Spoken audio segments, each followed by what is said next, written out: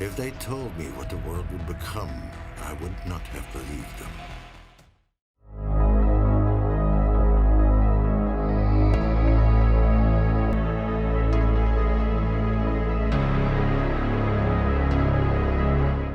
Si les genres littéraires permettent de classer les œuvres facilement en divers genres comme les romans, le théâtre ou la poésie, on peut affiner ces classements avec des sous-genres. Le genre de la science-fiction couvre des récits aussi variés que 1984 de George Orwell, Dune de Frank Herbert, Ubik de Philip K. Dick ou Le meilleur des mondes d'Aldous Huxley. Créer des sous-catégories appelées sous-genres permet alors une classification plus fine. S'il y a un sous-genre de la science-fiction dont on a beaucoup parlé dans les années 80-90, c'est clairement celui du cyberpunk, et si le nom de William Gibson vous vient probablement en mémoire, il est loin d'être le premier créateur de ce sous-genre.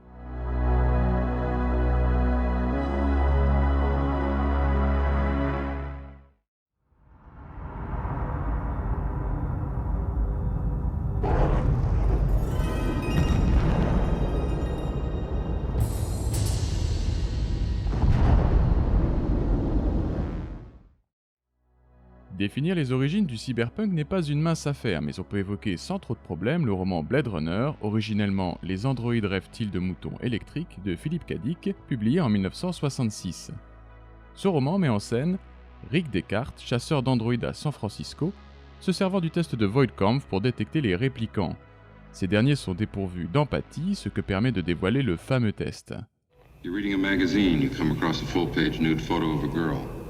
Is this testing whether I'm a replicant or a lesbian, Mr. Deckard? Just answer the questions, please. Plus tardivement, toujours du côté des États-Unis et plus précisément au Texas, on trouvera Turkey City, un groupe d'auteurs aux vues similaires et très cyberpunk, fondé en 1973, regroupant des écrivains comme Lewis Shiner ou Bruce Sterling. Une sorte de lieu originel regroupant les futurs écrivains cyberpunk. En 1980, Bruce Beck met en scène un pirate informatique dans la nouvelle Cyberpunk qui sera publiée en 1983 dans le magazine Amazing Stories. Pirate informatique, cyberespace, android, la définition du sous-genre se définit petit à petit par ses tropes ou motifs narratifs.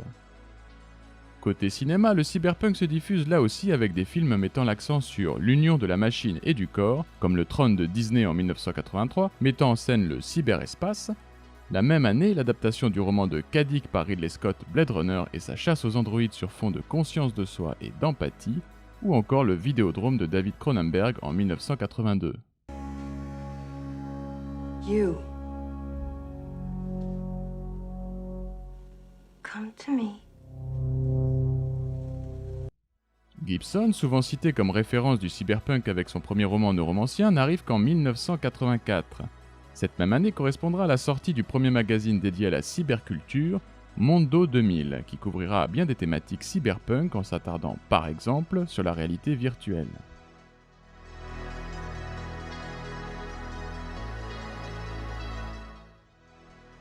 Si les contours chronologiques sont un peu plus clairs, que signifie concrètement le cyberpunk ?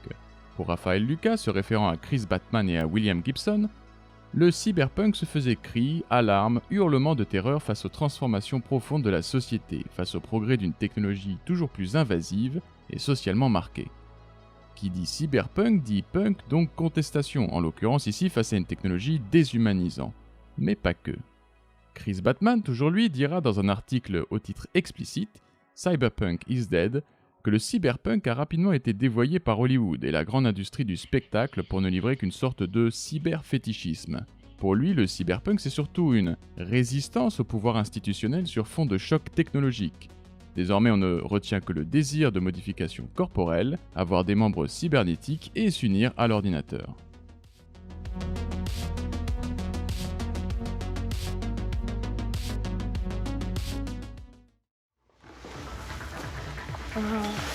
The future is here. Wow. This is amazing.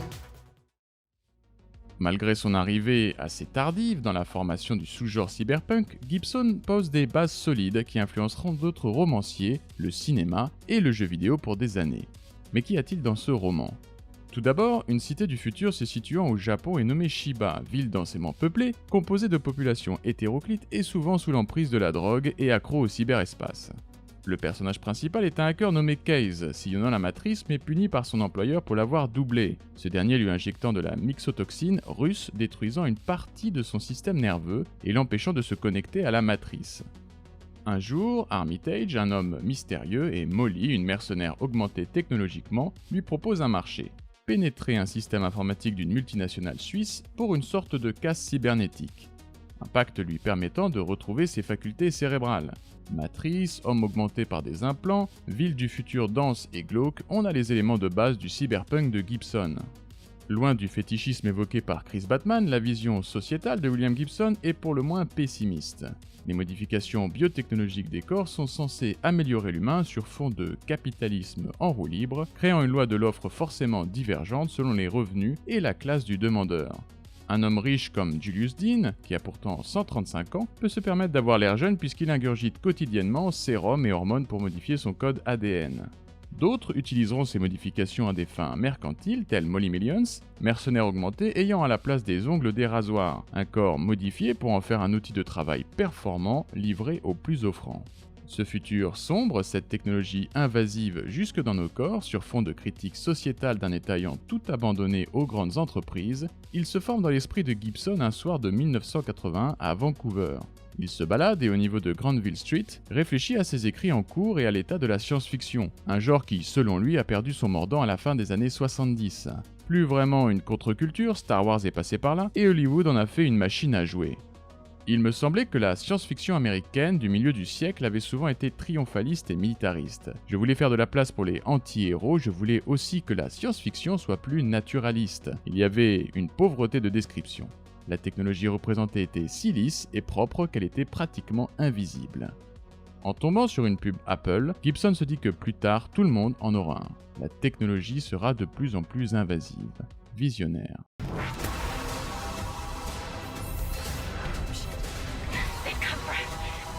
Heart rate irregular.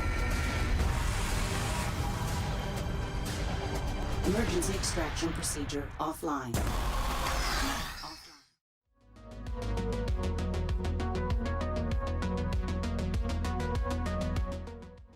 Le studio de développement polonais, Bloober, après l'horrifique et très réussi Layers of Fear, réfléchit à un nouveau jeu. Ce sera Observer, un jeu selon les développeurs horrifique et cyberpunk. L'écrivain principal du projet, Andrzej Madzrak, écrit en décembre 2015 deux scripts totalement différents. Le premier est un projet cyberpunk horror dont de nombreuses idées se retrouveront dans le jeu final. Cyberpunk, oui, mais pas n'importe lequel. En effet, si l'on a parlé jusqu'à présent essentiellement du cyberpunk américain, il ne faudrait pas oublier ses manifestations japonaises, commençant avec l'Astro Boy d'Osamu Tezuka, le mythique Akira de Katsuhiro Otomo, et évidemment Ghost in the Shell de Mamoru Oshii. Bloober ne veut pas refaire un énième neuromancien ou une copie d'Akira, les développeurs veulent proposer un cyberpunk différent de celui américain et japonais. Leur cyberpunk se devait de s'enraciner dans la culture d'Europe de l'Est et plus spécifiquement la culture polonaise où la low technologie serait reine. L'analyse qui va suivre abordera le cyberpunk d'Observer à travers 4 tropes ou motifs narratifs récurrents, propres au cyberpunk avant de s'attarder sur la critique sociétale.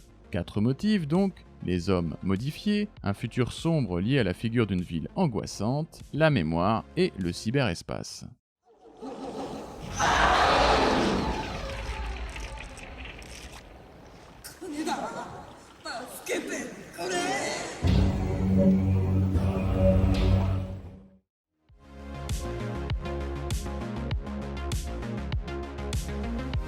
Bruce Sterling insistera sur cet aspect organique des nouvelles technologies dans le cyberpunk en affirmant « Pour les cyberpunks, la technologie est viscérale, elle est envahissante, extrêmement intime. Elle ne se trouve pas à l'extérieur de nous mais à côté de nous, sous notre peau et souvent dans nos esprits. » Scott Buchatman insistera sur cette disparition du corps à la manière de Daniel Lazarski, le personnage que l'on incarne dans Observer, dont les augmentations font disparaître son humanité. La dissolution du corps et son remplacement par sa propre simulation technologique y sont répétés à plusieurs reprises et sont perçus comme un changement positif. Sauf qu'ici, pas vraiment. Vous incarnez en effet Daniel Lazarski, un détective du futur, devant enquêter sur des meurtres tout en cherchant en parallèle à retrouver la trace de son fils disparu. On le verra, la dissolution du corps est loin d'être une aubaine dans Observer.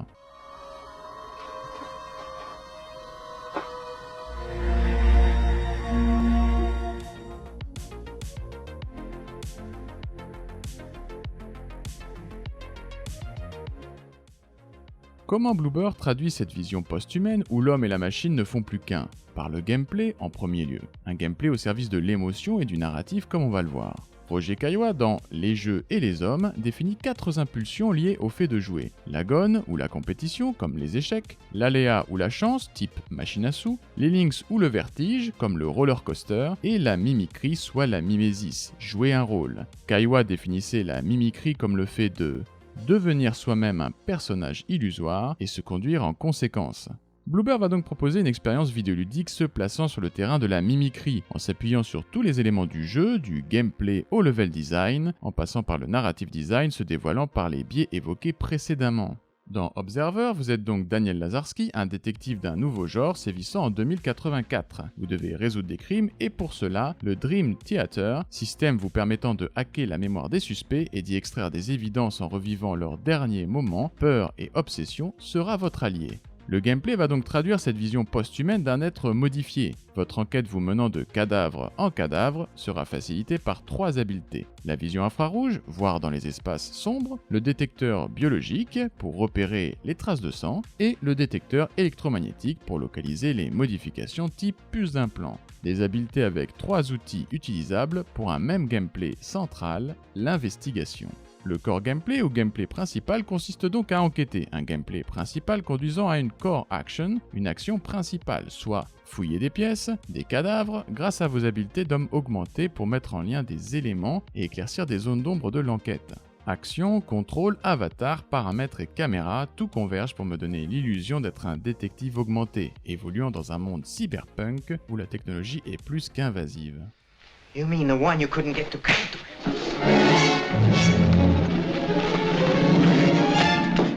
This is the second time that you've laid hands on me. When you're slapped, you'll take it and like it.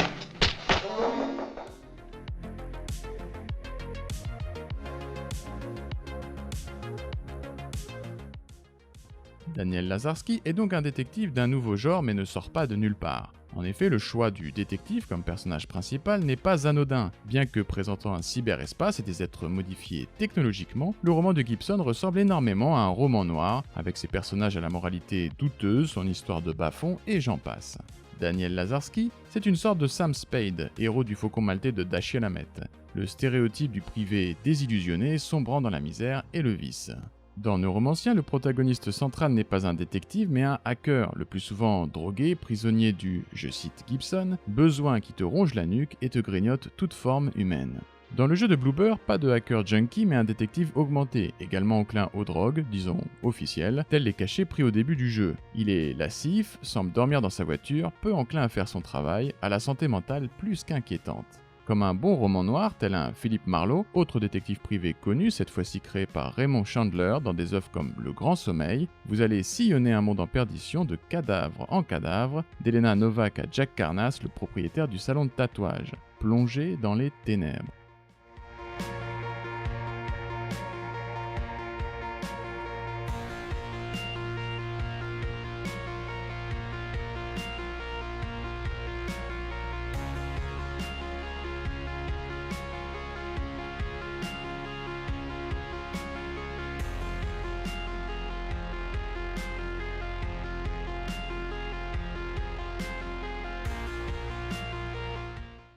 À quoi ressemble une ville cyberpunk? Sa matérialisation graphique a plusieurs références. On peut évoquer les architectures compactes de Mobius, la démesure de Philippe Druillet, ou les proportions incroyables d'Angus, en somme, l'équipe de Metal Hurlant. Blade Runner de Ridley Scott imposera une vision forte de la ville cyberpunk qui influencera beaucoup d'œuvres ultérieures. Scott s'inspire, selon les concept artistes Michael Dilly et le directeur artistique Lawrence G. Paul, des gravures de Hogarth, de peintures de Vermeer, des photos du Lower East Side de New York par Jacob Riis et des rêveries urbaines de Hooper, sans oublier l'équipe de Metal Hurlant évoquée plus haut. Cette ville, cyberpunk, est dense et étouffante. Elle trouvera sa représentation iconique via le concept artiste Sid Mead, qui affirmera avoir voulu créer une composition purement visuelle, à la manière de l'expérience du Japon qu'eut Roland Barthes dans l'Empire des Signes. Mead évoque dans son processus créatif de la ville cyberpunk le rétrofuturisme, qui consistait tout simplement à ajouter des choses modernes et nouvelles à des structures ou machines anciennes. C'est ce que fait Bloober dans Observer en se focalisant sur une petite échelle, pas une ville gigantesque mais un immeuble vétuste, véritable microcosme de la société avec des gens aussi divers que variés. Avec Blade Runner, comme le dit Scott Buckatman, la ville nouvelle est devenue à la fois un macrocosme et un microcosme, en ruine mais monumental, insistant sur son statut d'espace total. Mais l'espace urbain était également devenu immatériel. Il était moins chargé en bâtiments et en autoroutes pour devenir un réseau invisible et pénétrant de satellites et de terminaux.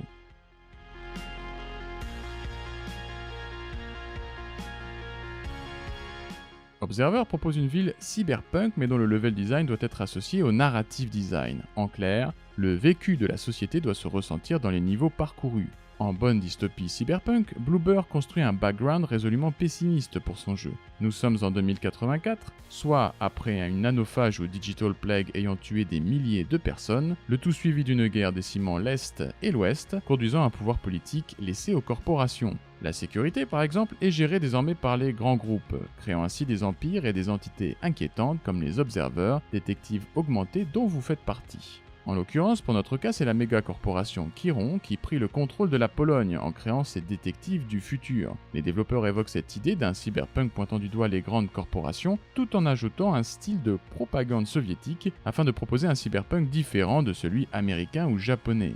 Le level design va traduire cette esthétique cyberpunk, mais au-delà de cela, la patine doit dire ce contexte historique. Le joueur va enquêter au niveau d'un immeuble soumis brusquement à un couvre-feu. Nos déambulations doivent montrer ce monde en décrépitude, où les États-nations ont laissé le pouvoir aux corporations, où la technologie est omniprésente, mais une technologie vieillissante et usée, signe évident d'un déclin.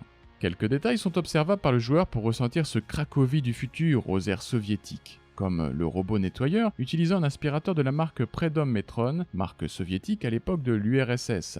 La voiture de Lazarski est une variation de la polonaise, une ancienne marque de voiture ayant existé, ou encore l'affiche de la Gazeta Wyborcza sur un mur de l'immeuble, un authentique quotidien polonais existant encore aujourd'hui. Tout respire cet ancien, ce décrépit, renvoyant au contexte évoqué plus haut. Comme le diront les développeurs de Bloober Team, l'idée était de ne pas choisir ces références des années 80 ou 90 dont on a parlé comme Sid Mead ou Metal Hurlant, soit les pyramides des corporations ou les buildings gigantesques, mais plutôt des immeubles anciens, usés, vieillots, comme créés pour des citoyens de seconde zone, addicts aux drogues et aux hologrammes, oubliés de l'élite.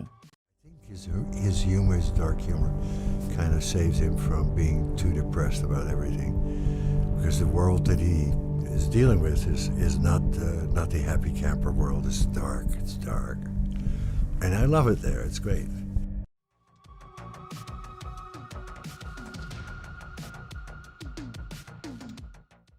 L'horreur dont parlent les développeurs n'est pas celle d'un slasher ou de l'usage abusif de jumpscare. Il s'agit d'une horreur diffuse, psychologique. L'immeuble que l'on parcourt montre cette vie difficile des personnes cassées, ne répondant qu'à travers des interphones comme effrayées du moindre contact réel, médisant sur les uns et les autres. No, that best thing we can do is stay calm and let them come and slaughter us? I won't let them take me. I won't. Le jeu nous montre ainsi par nos échanges avec les PNJ et le level design, les tensions sociales et politiques de cette société du futur. Un jeu cyberpunk qui ne se contente pas de proposer le fameux cyberfétichisme. Un cyberpunk en ligne donc avec la vision de Scott Buckatman. Ce sous-genre rejette les fantasmes wellsiens de rationalisation du monde en faveur d'un décor de science-fiction plus vivant, au milieu des populations marginales et des hackers des bas-fonds. Observer ne propose pas mieux dans notre déambulation nocturne dans un immeuble vétuste en plein lockdown, synthèse d'une société bigarrée avec laquelle on communique le plus souvent derrière un interphone amélioré, contact déshumanisé.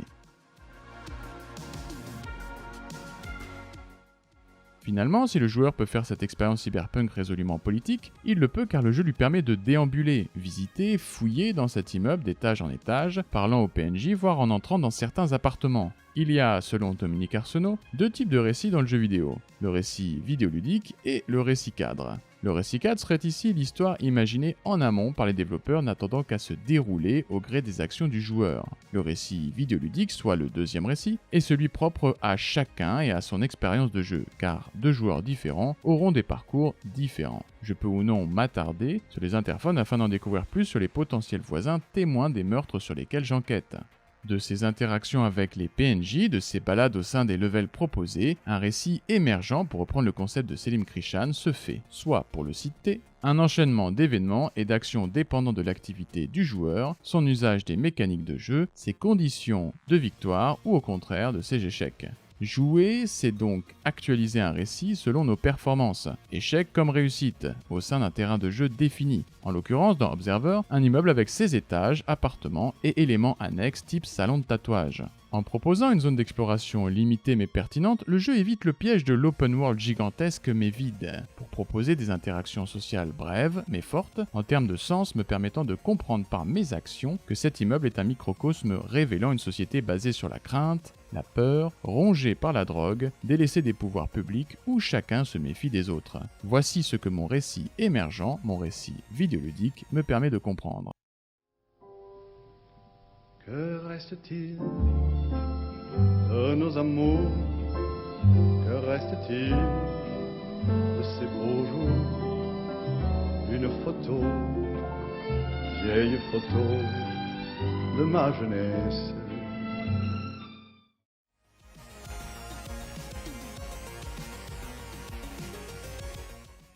Autre trope récurrent dans le récit cyberpunk lié à cette idée d'une déshumanisation face à une technologie invasive, en particulier chez Gibson, la mémoire.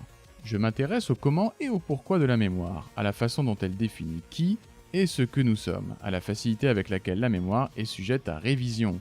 Révision, mémoire, réalité virtuelle, on pense bien sûr à La Jetée de Chris Marker, où le personnage principal revit des moments révolus d'un amour encore chéri au temps présent. Il fait une révision de sa mémoire, cherchant à rendre actuelle, et encore vivace, une abstraction qui forcément se perd avec le temps.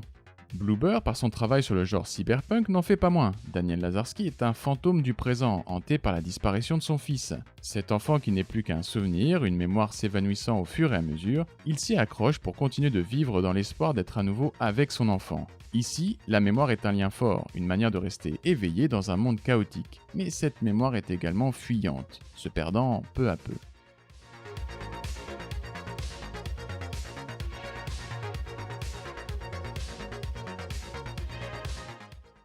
Chez Bloober et Gibson, la mémoire est donc une thématique importante. Seulement, pour rendre cet aspect plus fort, le développeur polonais cherche à créer une empathie entre le joueur et le personnage principal.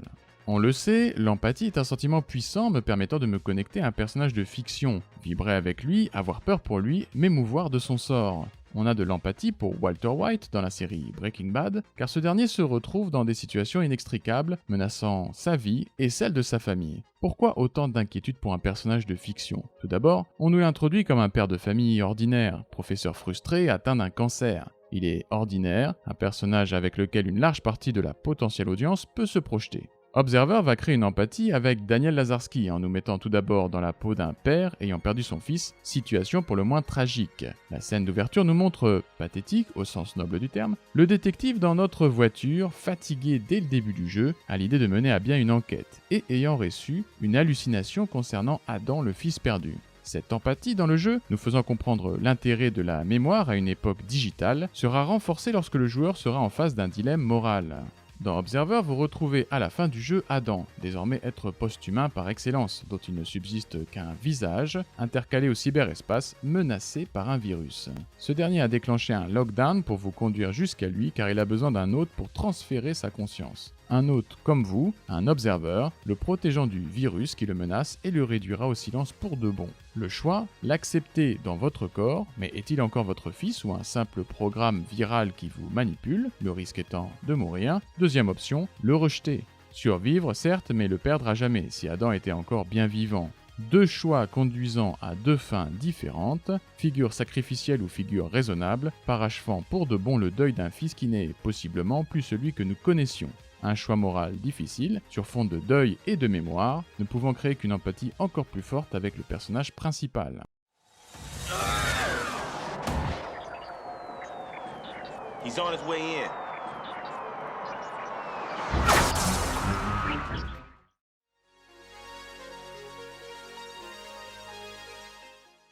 Élément mythique de l'univers cyberpunk, mais ô combien abstrait et difficile à représenter, le cyberespace. Le cyberespace est pour Scott Buchatman un espace constitué par les technologies de l'information, qu'elles soient présentées dans un espace physique tangible ou par un sens métaphore de l'espace, comme une interface informatique, immersive et totale. À la manière de Merleau-Ponty, affirmant que pour concevoir l'espace, il est d'abord nécessaire d'y avoir été projeté par notre corps, le jeu Observer nous permettra de parcourir cet univers rendant ludique et concret l'assertion de Ponty.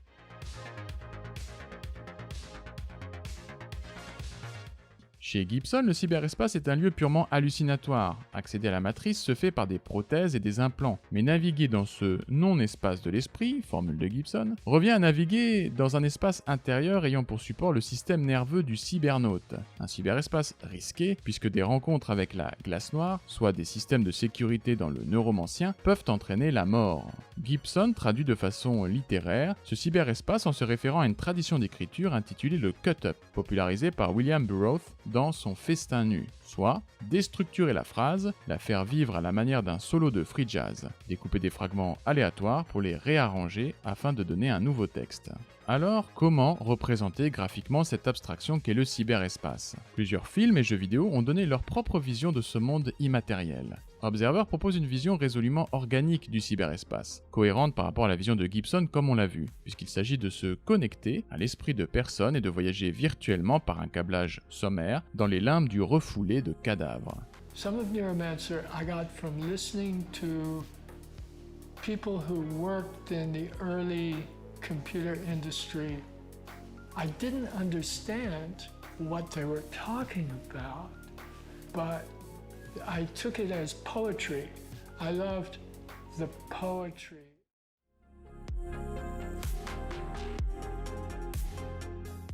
Observer propose un cyberespace organique et poisseux proche d'un existence de Cronenberg. Afin de rendre immersif ce cyberespace auquel on accède en se connectant au cerveau des personnes rencontrées, les développeurs ont joué sur plusieurs éléments. Tout d'abord, le jeu vidéo ici se fait simulation. Françoise Lavocat précise qu'en effet, dans les jeux vidéo, l'interactivité va non pas éradiquer les frontières réalité-fiction, mais les rendre poreuses, car l'interactivité du jeu vidéo devient la relation qui les lie et organise maintes interactions et chevauchements entre les deux mondes. Oui, mais de quelle interactivité parle-t-on ? Si le mot interactivité est devenu une sorte de mot valise, il faudrait préciser un peu ce terme dont Bloober s'empare pour nous faire vivre le cyberespace. Allons du côté d'Eric Zimmerman, ce dernier établit dans son article Narrative Interactive Play and Games 4 types d'interactivité. L'interactivité cognitive, soit la participation mentale, comme lorsqu'on essaye de deviner l'identité du meurtrier dans un roman policier, la méta-interaction, comme lorsqu'on écrit une fanfiction sur son univers adoré type Harry Potter,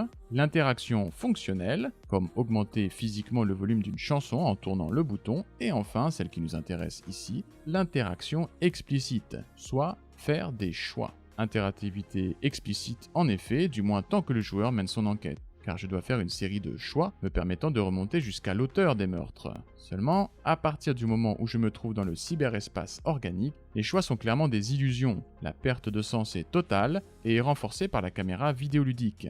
L'objectif était en effet de proposer la caméra la plus diégétique possible, soit une vue subjective, cohérente par rapport au jeu et sans affichage d'une interface utilisateur trop forte, type barre de vie, minimap, etc. Dans le cyberespace, le level design se joue de nous. Les notions d'ouverture et fermeture sont confuses, il est impossible de réellement mentaliser l'espace où l'on se retrouve pour naviguer, tout change, tout se transforme. Le level design change constamment, les développeurs utilisent des compressions d'artefacts, restituant cette esthétique du bug. La friction vient aussi de la juxtaposition d'éléments hétéroclites, comme des hologrammes s'entrechoquant. La musique d'Arkadiusz Rajkowski est elle aussi une forme de friction, où tout se mélange pour créer une perte de sens chez le joueur, une expérience sensorielle forte du cyberespace. La musique intrinsèque et extrinsèque renforce l'immersion dont on parlait précédemment, rendant cette simulation cyberpunk plus puissante.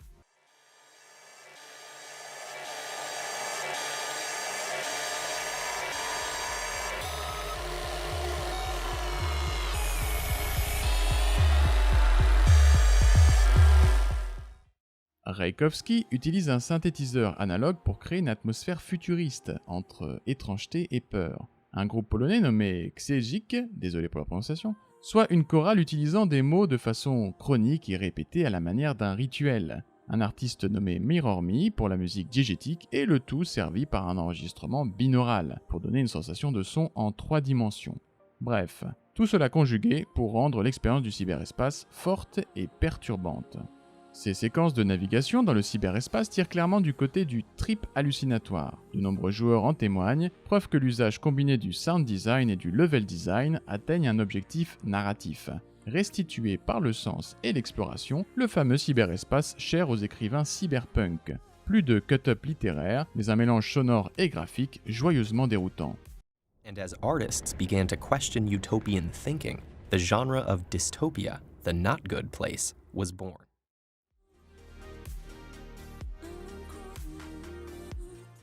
Le cyberpunk, au sens originel du terme, soit le sous-genre littéraire évoqué en début de vidéo, est une dystopie. Une vision du futur, angoissante devant nous faire réagir sur des dérives actuelles, ancrées dans notre présent. C'est ce que fait 1984 d'Orwell avec la novlangue, soit un contrôle du langage permettant d'évacuer les opinions les plus critiques et frondeurs du pouvoir, ou les télécrans permettant au Big Brother de surveiller les citoyens. Dans une interview, les développeurs de Bloober insistent sur cet aspect dystopique du jeu et du cyberpunk. A tool of convenience for the user, a way to communicate with friends and family and catch up on old VR movies. A tool of surveillance and operation for the government. We hope this idea scares you as much as it scares us.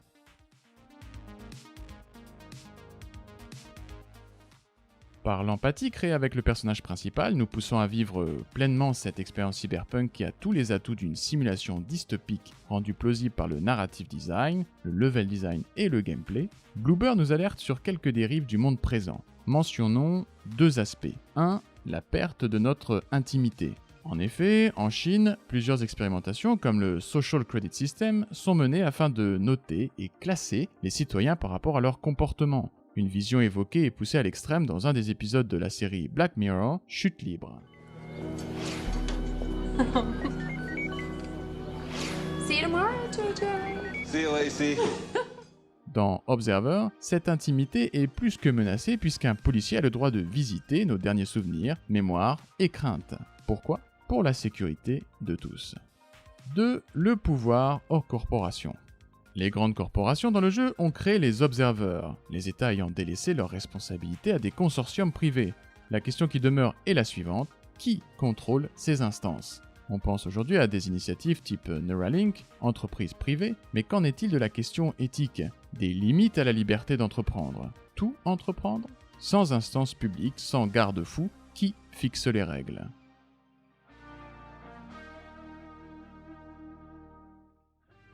En créant une expérience de jeu immersive, utilisant le jeu vidéo comme une simulation d'un monde post-humain, grâce à une interaction explicite, un narrative design intelligent se reposant sur un level design faisant sens et une caméra subjective, le tout influencé par les tropes du sous-genre littéraire cyberpunk, Bloober Team nous permet de naviguer dans un potentiel futur en ayant à notre disposition des habiletés supérieures permises par nos modifications biotechnologiques.